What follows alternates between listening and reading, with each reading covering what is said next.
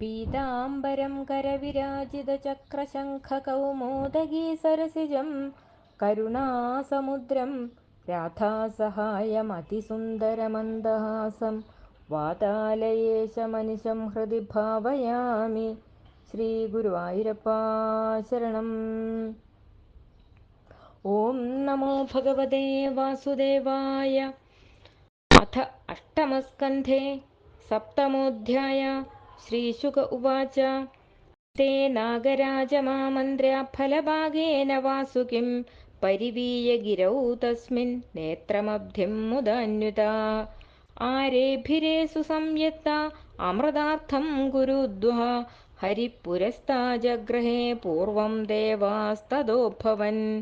तन्नेच्छन् दैत्यपदयो महापुरुषचेष्टितं न गृह्णीमो वयं पुच्छमहेरङ्गममङ्गलम्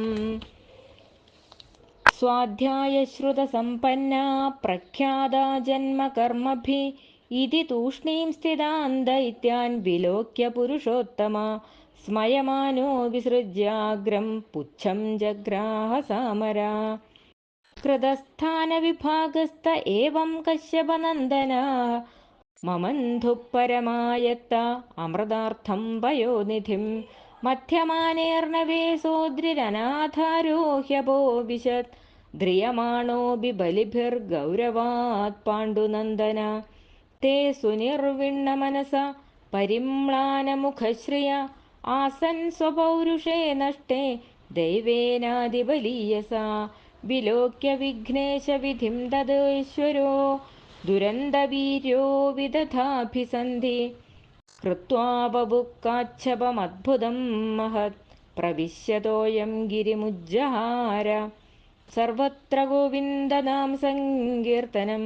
गोविन्द गोविन्द तमुत्थितं वीक्ष्य कुलाचलं पुनः समुत्थिता निर्मथितुं सुरासुराः दधार पृष्ठेन स लक्षयोजनप्रस्तारिणा द्वीप इवापरो महान् सुरासुरेन्द्रैर्भुजवीर्यवेपितं परिभ्रमन्तं गिरिमङ्गपृष्ठता बिभ्रत्तदावर्तनमादिगच्छपो मेनेऽङ्गकण्डूयनमप्रमेय तथा सुरानाविशदासुरेण रूपेण तेषां बलवीर्यमीरयन्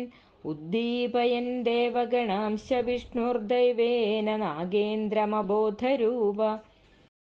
उपര്യगेन्द्रं गिरिराडिवान्य आक्रम्य हस्तेन सहस्रबाहो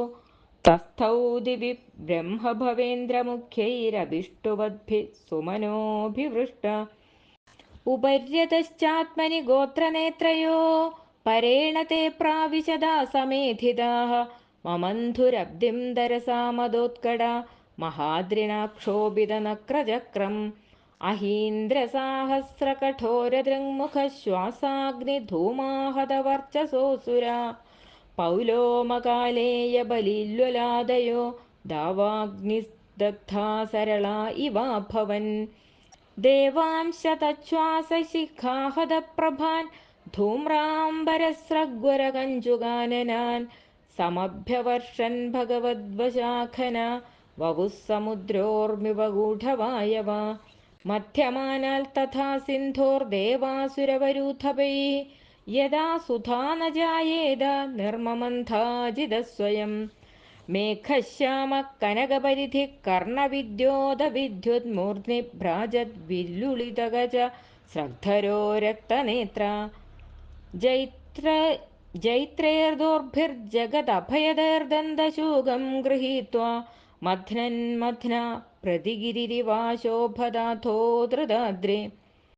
निर्मध्यमानादुदधेरभूद्विषं महोल्बणं हालहलाह्वमग्रदा सम्भ्रान्तमीनोन्मकराहि कच्छपात्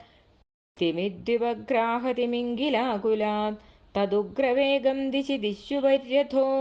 विसर्पदुत्सर्पदसह्यमप्रति भीता प्रजा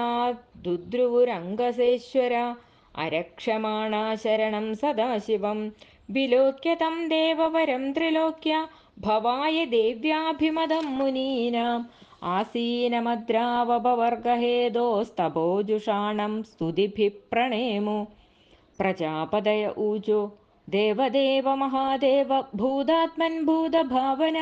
त्राहि नः शरणाबन्नास्त्रैलोक्यदहनद्विषात् त्वमेक सर्वजगदैश्वरो बन्धमोक्षयोः तं त्वामर्चन्ति कुशला प्रपन्नार्तिहरं गुरुं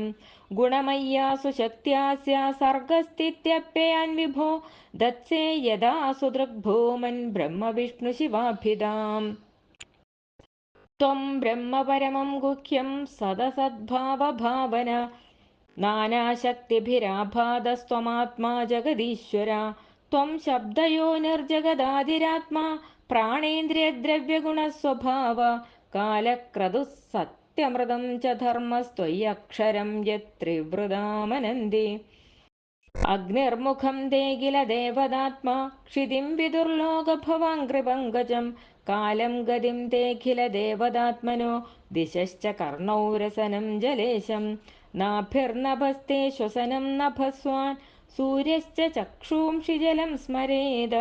परावरात्माश्रयणं तवात्मा सोमो मनोद्योर्भगवन् शिरस्ते कुक्षिः समुद्रा गिरयोऽस्ति शङ्खा रोमाणि सौर्वौषधिवीरुदस्ते छन्दांसि साक्षात् तव सप्तधा तवस्त्रयीमयात्मन् हृदयं सर्वधर्म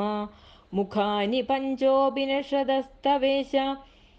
यैस्त्रिंशदष्टोत्तरमन्त्रवर्ग तत्तच्छिवाक्यं परमार्थतत्त्वं देवः स्वयं ज्योतिरवस्थितिस्ते छाया त्वधर्मोर्मिषु येर्विसर्गो नेत्रत्रयं सत्त्वरजस्तमांसि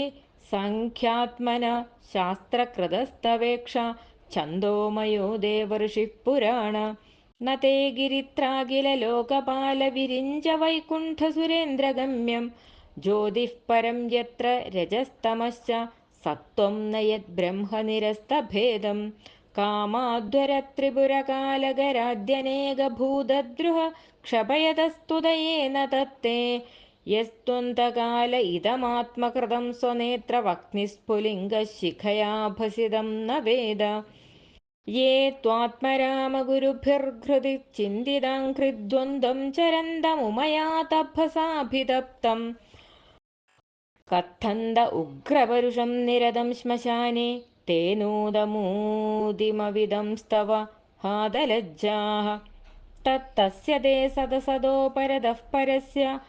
नाज्यस्वरूपगमने प्रभवन्ति भूम्ना ब्रह्मादयः किमुद संस्तवने वयं तु तत्सर्गसर्गविषया अपि शक्तिमात्रम् एतत्परं प्रपश्यामो न परं ते महेश्वर मृडनाय हि लोकस्य व्यक्तिस्ते व्यक्तकर्मण श्रीशुक उवाच तद्वीक्ष्य व्यसनं तासां कृपया वृषपीडिता सर्वभूतसुहृद्देव इदमाह सतीं प्रियाम् शिव उवाच अहो बद भवान्येतत्प्रजानां पश्य वैशसं क्षीरोदमथनोद्भूतात् कालकूडादुपस्थितम् आसां प्राणपरीप्सूनां विधेयमभयं हि मे एतावान् हि प्रभोरर्थो यद्दीनपरिपालनं प्राणैः स्वै प्राणिनः पान्ति साधवक्षणभङ्गुरैः बद्धवैरेषु भूतेषु मोहितेष्वात्ममायया पुंसः कृपयतो भद्रे सर्वात्मा प्रीयते हरि प्रीते हरौ भगवति प्रियेऽहं सचराचर तस्मादिदं गरं भुञ्जे प्रजानां स्वस्तिरस्तु मे श्रीशुक उवाच एवमामन्द्र भगवान् भवानीं विश्वभावन तद्विषं जग्धुमारेभे प्रभावज्ञान्यमोददा ततः करतलीकृत्य व्यापी हालाहलं विषम् अभक्षयन्महादेव कृपया